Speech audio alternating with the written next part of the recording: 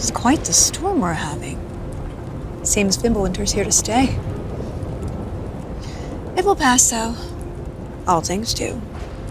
In the meantime, how about a story while we warm by the fire? Odin's filthy spies. That old man sees more now than he did when he had both eyes. Ah, one of my favorites. It's a story of adventure. A father and son working together to overcome insurmountable odds, setting in motion the greatest war the 9 realms have ever seen. I'm getting a bit ahead of myself. Let's start from the beginning. There once was a god from a far-off land who settled in Midgard, disguised as a man. He started a new life, had a wife and a boy. They were happy together. In peace, they found joy. His wife passed away. Kratos mourned with his son. But where one journey ended, a new had begun. Faye's final request, though it seemed rather bleak, spread my ashes atop the 9 realms' tallest peak. As they readied themselves for the long road ahead, a stranger accosted them in their homestead. Baldur sought answers as Odin's hand. Kratos gave none to the Aesir firebrand. They made way for the mountains. Kratos taught the boy skills, keeping godhood a secret but training to kill. Gods were always in danger, this Kratos knew, but secrets, he'd learn, could harm the boy too. They found Mimir in a tree, punishment for his wrongs, so they lopped off his head, and they brought him along. Mimir held ancient wisdom and knew the lost god of war. He warned, "Tell the boy," but Kratos ignored. No, now hold on a minute. Is that all that's in there about me? Something to add? Actually, yes, I do. You see, Odin, in all of his dreadfully paranoid wisdom, trapped me in that bloody tree for perceived wrongs, and I led quite the colourful life before even meeting him.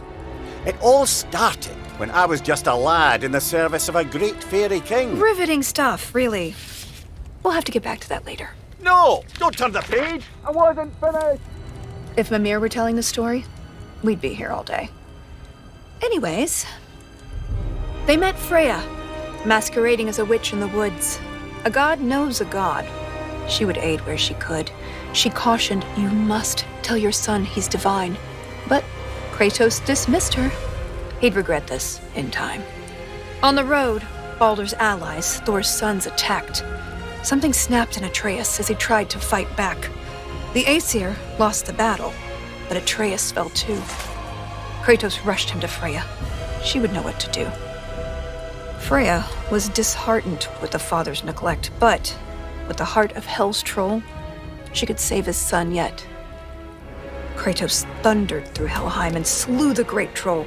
He had captured its heart, but in his, burned a hole. He returned with his offering. Freya cast a keen spell, and Atreus was healed, though not all was well. Kratos sat with his son, and for once he was true, revealing he was a god. And Atreus was too. Delighted at first, it seemed all would go smoothly. Then arrogance followed and bent Atreus toward cruelty. With tensions flared, Baldur preyed on their discord, casting back into Helheim Kratos and his ward. In Helheim, they learned Freya caused Baldur's plight. His mother's ill-conceived curse robbed his life of all light. They emerged from the realm as they neared journey's end, but Baldur appeared and attacked once again. Atreus and Kratos were ready this time, stronger together with their power combined. Freya intervened on behalf of her son, begging Baldur's forgiveness for all that she'd done. Baldur strangled his mother. Kratos lunged with a snap. Baldur slumped. Freya wailed. And he died in her lap. Something changed in the world. Snow started to fall. The dawn of Fimbulwinter. The dusk of it all. Atreus asked, "Is this what it means to be gods? Killing our parents forever at odds?" "No!" Kratos bellowed as he dropped to one knee. we will be the gods that we choose to be. Finally, together, they reached the great peak, finding Jotunheim's temple, the giant's retreat. A prophetic mural showed the life they had led. The boy's mother was giant, they learned as they read. Atreus walked to the cliffside. Kratos eyed the walls slowly. Beneath the boy's picture, a name was etched. Loki. They scattered her ashes and watched as they lifted. Over rolling red hills, the wind danced, and it drifted. Standing side by side, feeling hopeful and new, the boy was at peace. And the father was too. With their promise fulfilled, they returned to their home. They trained day after day, lest they'd reap what they'd sown. Atreus grew restless. Wary, Kratos remained.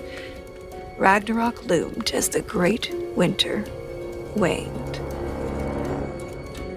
Don't tell me you're thinking of stopping here. Things were just getting good. Well, I suppose we could go on a bit longer. An excellent idea. This is the most dramatic part. On second thought, perhaps we'd better cut it short. It seems that we're out of time. If you want to know how this story ends, I'm afraid you'll have to find out for yourself. Until then.